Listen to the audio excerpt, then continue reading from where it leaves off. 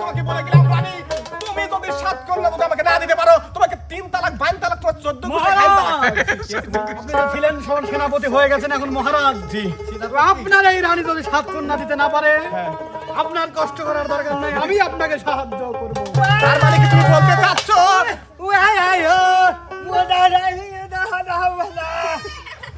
এটাকে আবার কোথা থেকে ধরলে তুমি? রানীমা, তুমি কোথায় রানীমা? আমার সামনে এসে দেখা করো। এই তো মহারাজ, আমি এখানেই আছি, বলেন। তোমাকে আমি বলেছিলাম ছেলেকে ভালো মতো স্কুলে দিবে, কিন্তু তুমি এখন সেই স্কুলে দাওনি কেন? ছেলে তো ভালো স্কুলে দিছিলাম মহারাজ, কিন্তু আমি কি জানি যে ছেলে ভালো করে লেখাপড়া করবে না, টুকাই হয়ে যাব মহারাজ। আমি তো এটা আশা করি নেই রানীমা, এটা আমি আশা করি নেই যে আমার সেই ছেলে টুকাই হয়ে যাবে। তুমি কি করো? তুমি কি বসে বসে তুমি খালি আঙ্গুল চাটো? তা করব কেন মহারাজ? আমি আমার ছেলেকে যতটুকু প্রোটেক্ট করার দরকার আমি সবই করি মহারাজ। আমার কিসের অভাব আছে? ছেলে আমার কথা শোনেন। শোনে না? তুমি ছেলেকে নিয়ে আসো, দেখি ছেলে কিভাবে আমার কথা শোনে না, আমি দেখে নেব। এই পিছনে সাইলেন্ট। মহারাজ, এই যে আমার ছেলে, এডি ছেলে বাবা।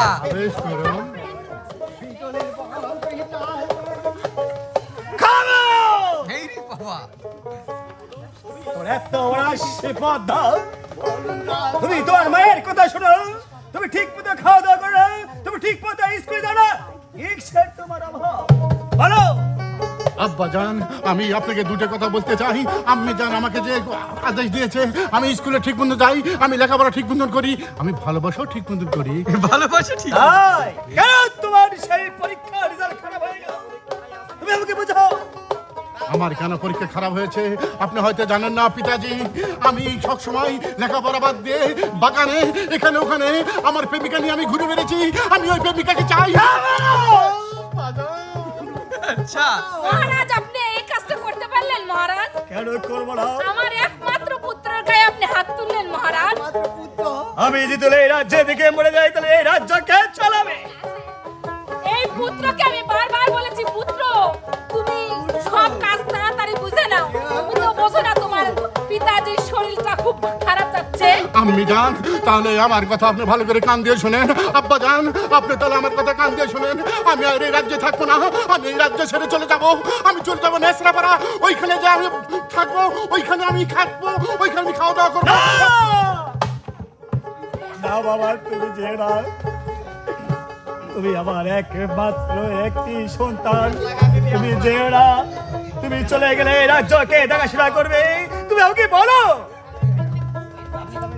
বিদায় দেন, বিদায় দেন আব্বা গো, ও আব্বা, বিদায় দেন না, মাঝে গো, আমি পারবো না, কখনো পারবো না।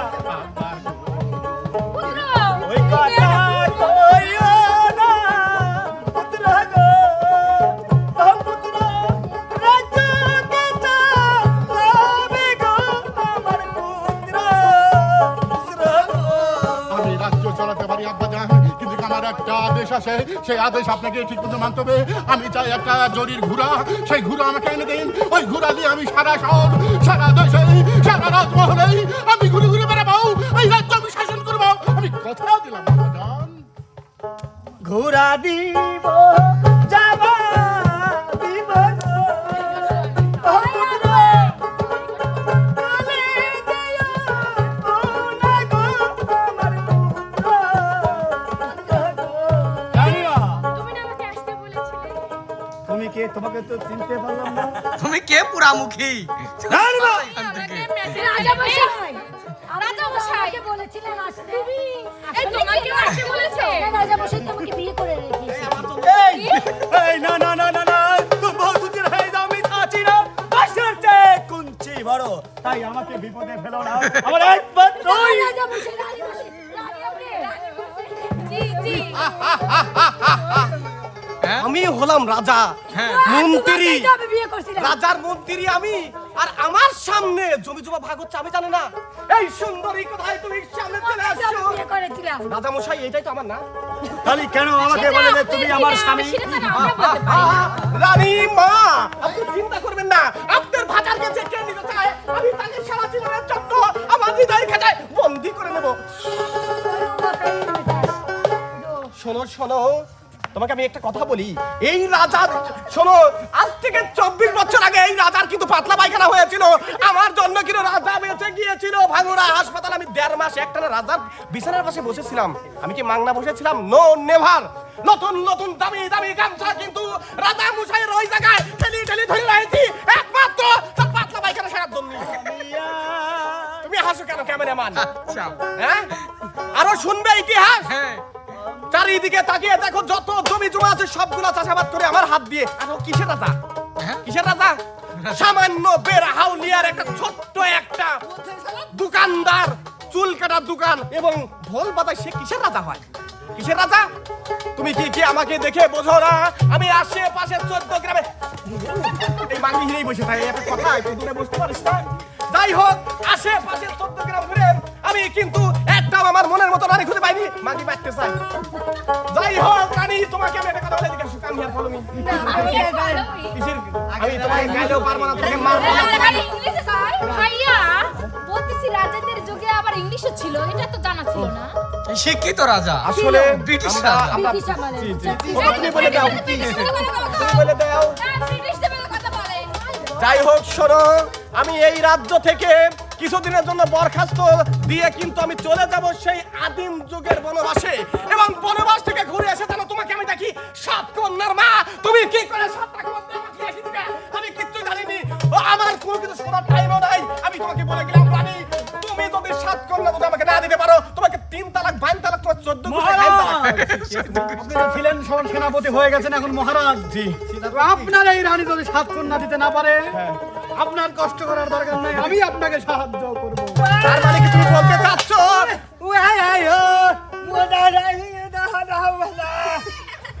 এটা কে আবাল কোত্থেকে ধরে নিয়ে আসছো তুমি?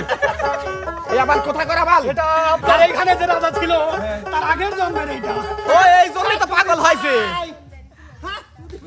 যাই হোক, আমি বেশি কথা মিরাজ বাড়াবো না, কেননা রাজ্যে ও মাই গড কিছুক্ষণ পরে আবার আমাকে আব্বা হুজুর, এই যে সুপুত্র কন্যা, সুপুত্র কন্যা। কন্যা না, এইটাই বেটার বউ আপনার আমি। ওগো ওগো, তুমি শোনো রহিমার মা, এখন তো রহিমার বেটা মা, খেলা কিরম খারাপ। রহিমার মা শোনো। রহিমার মা, ডাক্তাররা বলেছিল জ্বর পেপে আমাদের কন্যা সন্তান হবে। এই বুড়ি হাজিরি সাল তুমি কাছ থেকে নিয়ে আসলি? হ্যাঁ? বাবা তোর আর আমার চিহ্ন মিন্ন মিল ঠিক আছে আমার মনে হয়। ঘড়ি ঘড়ি তুমি আমার চুড়ি নিয়ে এসেছো। তোমার এটা কিনা? এটা কে? সে মিথ্যা বলো না, তুমি আমাকে পার্কে গিয়ে এটা কিনে দিয়েছিলে। কি করে? না না না রাজপুত্র, আমি এই বিয়ে মানি না। না না আপনি তো আমার সাথে বিয়ে আব্বা হুজুর, দিয়েছেন। আব্বা হুজুর, মা কি বলে? মা কি করছে? আমার মা, মা না, তুমি আমাকে পার্কে নিয়ে গেছিলে। আম্মা হুজুর, আপনি অনুমতি দিলে আরে পরে। সেটা হচ্ছে আমার ওয়াইফ, আমার ওয়াইফের মানে গর্বে দেখো কত সুন্দর একটা কথা। তোমার ওয়াইফের বউ। আব্বা হুজুর, আব্বা যান, এই শুধু আমি সাক্ষী না, লামিয়া সাক্ষী আছে। ও আমাকে নিয়ে গেছিল বেড়াইতে। লামিয়াকে আমার বান্ধবী। আব্বা হুজুর, তোমার মনে নাই ওর তুমি সামনে আমাকে শুনে কিন্তু তুমি যাই। আমাকে যে জীবনে প্রথম যাকে আমি ভালোবেসেছিলাম, তুমি তার সাথে আমাকে বিবাহ দিয়েছিল, সেই মেয়েটার নাম তো লামিয়া। সেই মেয়ে যদি লামিয়া হয় কুলাঙ্গার সন্তান, তাহলে এই বিটি কিসের জন্য এসে আমাকে আব্বাজান বলে? কিসের জন্য? কিসের জন্য? আব্বা খোদা! হুজুর, আব্বা হুজুর, তুমি কি বোঝো না? তুমি এই এলাকার বড় রাজা, যে সে এসে বলতে পারে তোমার বেটার বউ অর্ডার চিনি না। এই তুই কে? তাহলে আমার চুড়ি কেন ওর কাছে ছিল? বানানো চুরি। বানানি চুরি থাকতে পারে? রাধার ছেলে হয়েছে জন্য তোমার মতন খাজাইছি একটা মহিলা আমার ছেলের পিছনে পিছনে ঘুরবে, তা তো আমি মানবো না বিটি। খাওয়া লাগতে বেলায় কি হলো? তুমি আসো। ও মাই গড, কোথায়? ও গো রানীমা, দেখো আমাকে কি বলে, দেখো। ওই মাগি কই, আমার মাগি কই? ওই আমার মাগি কই? কেন কেন খাই না? আব্বা হুজুর, আব্বা হুজুর, আমি একে মা হিসেবে হিসেবে দেখতে চাই। আমি উত্তেজিত হয়ে যাচ্ছি নদন মা। আমি উত্তেজিত হয়ে যাচ্ছি। আমার ক্যারেক্টারের বউ সে কোথায় গেল? কোথায় গেল রানী? রানী কোথায়? ও সরি, বুঝতে পেরেছি। আজকে 7 দিন ধরে আমার রানী খালি বলতেছে আমার পেটে ব্যথা করে। আমি তো বুঝতেই পারিনি ওর আমাশা হয়েছে, তার জন্য বাথরুমে গিয়েছি আর আসতে পারতেছে না। তো যাই হোক দর্শক বন্ধুরা, বিদায় নিয়ে চলে গেলাম। আবার এই রাজ্যে কি আসবে না আসবে দেখা যাক। তোমরা তবে শেষ হওয়ার আগে হে রাজা বিশ্বনাথ আমিন, আমি হচ্ছি এই এলাকার নবাব। এই সামান্য মিরাজের বাড়ির এলাকা তোমাকে আমি রাজার দায়িত্ব দিয়ে দিয়েছি। আর তুমি এই সামান্য গ্রামের নাম কি? ভবানীপুর। এই সামান্য ভবানীপুরের রাজা হয়ে তুমি ছোট্ট একটা ভবানীপুর গ্রামের রানীকে নিয়ে তুমি তোমার রাজ্য ঠিক মতো পরিচালনা করতে পারো না। সেই জন্য আমি সেই চাটমোহর হারিবাড়ির রাজা বিটল হীরার জামাইকে আমি তোমাকে বহিষ্কার করে তাকে দায়িত্ব নিতে তুমি বের হবে এখান থেকে। আমি একটা কথা বলে যাই। বলো। আদিম যুগের ইতিহাস থেকে কোন রাজা কোনোদিনও এতদিন পর্যন্ত টেকেনি, আগামীতেও টিকবে না। তুমি আমার পেটে লাথি মারি যাও, তুমি আমার ছাওয়ালের পিঠে লাথি মারি যাও, তুমি আমার বউ পায়ে লাথি মারি যাও, তোমারও একদিন পতন হবে হবে হবে। বিদায়। তোর মতো আলামিন আসবে আর যাবে, আমার আচ্ছা, মতো এবার বাদশা আসবে। থেকেই যাবে। হ্যাঁ কি? তাহলে আমার কি হবে? এখন আসবে চলে। আমার কি হবে? আমার আব্বা আমি বলে দেই। তোমার বাবা যদি রাজা হয়, এখন তোমার যে রাজা আসবে সেটাই তোমার বাবা। আসো বাবা, আচ্ছা আচ্ছা, আবার আমার আমি বাপ। ওটা বলে দিব। ই আমার এবার বাপ। আসবে হচ্ছে ই তো বিটল বুড়ো রাজা, হে। আর হচ্ছে আমার ভাগ্নি। চলে আসো সামনে, চলে আসো।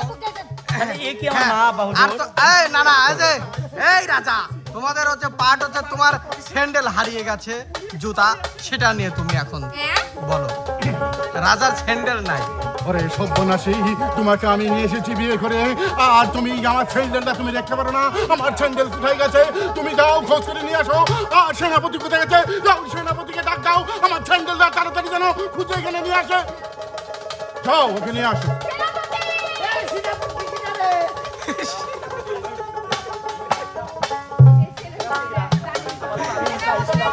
কোন বাচ্চাটা এটা? এরা দেখেছে আমাকে। আব্বা হুজুর না। বলো।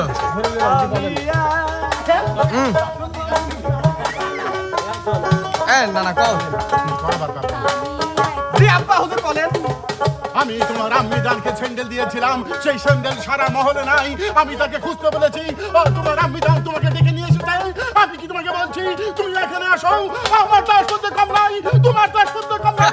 তুমি ভালোবাসা দিয়ে যাও, মনের ভিতরে এত আঘাত, আর দুঃখ আমি চলতে পারি না। আমার স্যান্ডেল নিয়ে এসে দাও বাবা। আমি আর কি কব আব্বা হুজুর, সেই জন্মের পর থেকে মাকে হারিয়েছি, হারিয়েছি আমার আপন বাবাকে। আমি জানতে পেরেছি এই ছোট্ট আমার বয়সের হাঁটুর বয়সের মেয়ে নাকি আমার মা, তার মানে এটা আমার 2 নাম্বার মা। আর আমার কোনো অ্যাঙ্গেল দিয়েই মনে হয় না। তুমি তো 85 বছরের একটি বুড়ো, তাহলে তোমার গর্ভে কি করে আমি আসি? আমি 18 বছরের একটা কোচি ইয়াং ছাওয়াল। হ্যালো, একদমই তোমার এত বড় আসপদ্দা, এত বড় কথা, আমার মুখের উপরে এত বড় বড় কথা। তোমাকে আসপদ্দা কে দিয়েছে? তুমি জানো না আমি দেশের রাজ্য, আমি রাজ্য চলে, আমি রাজা। আর তুমি তোমার সামান্য একটা ছেলে হয়ে তুমি আমার কাছে এসে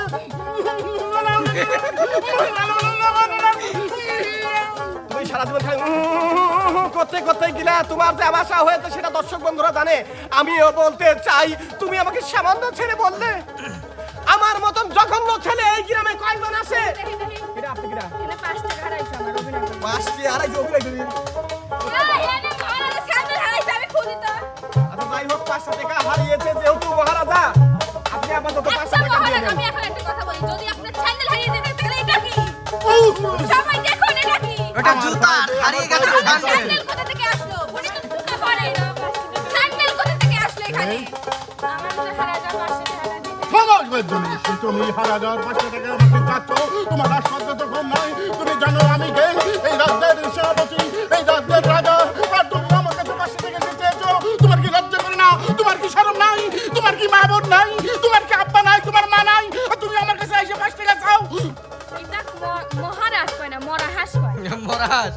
আচ্ছা আচ্ছা, এবার নানা, তুই মারবি, আমার সাথে মারবি। এবার আসবে আমাদের সামনে রানী আপু আর ইমন ভাইয়া। চলে আসো।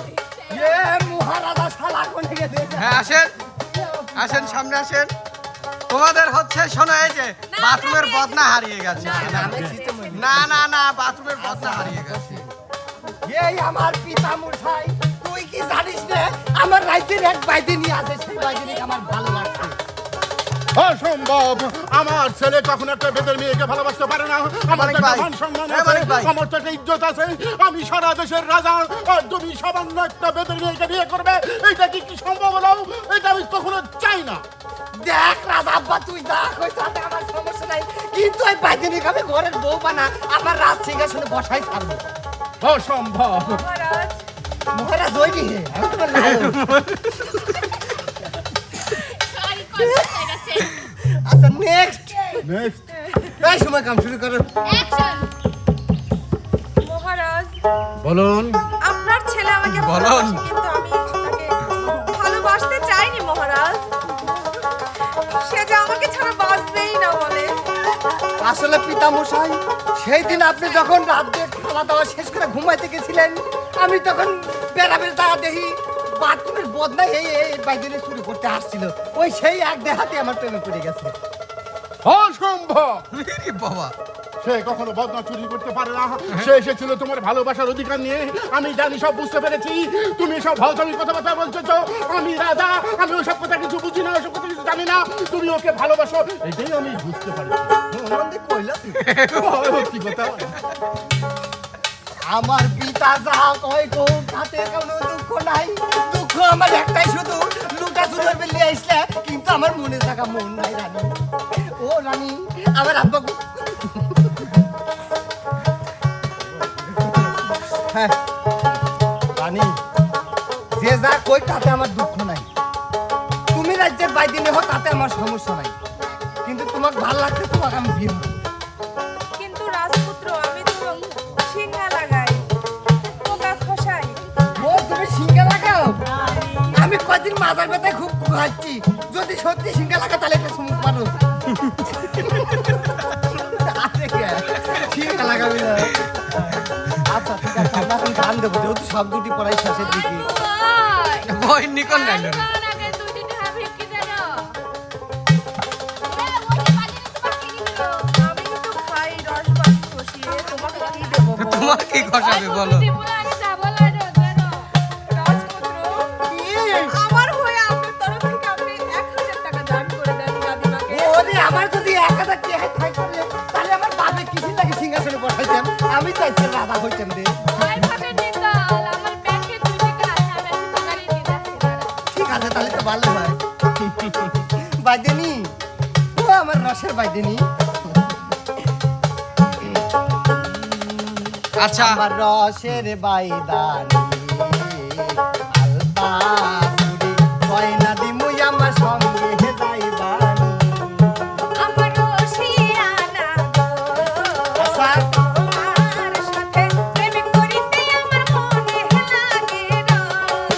ওরে রসের বাইদানি আলতা চুরি গয়না দিমুই আমার সঙ্গে যাইবানি।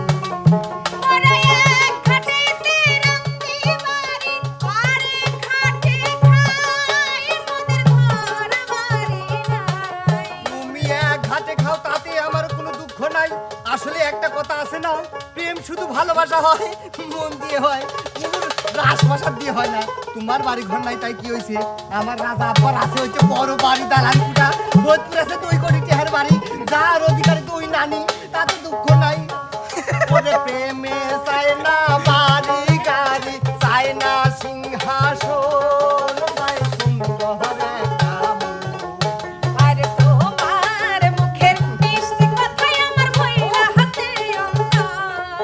আমার রসের বাইদানি আলতা গয়না দিমুই আমার সঙ্গে যাইবানি।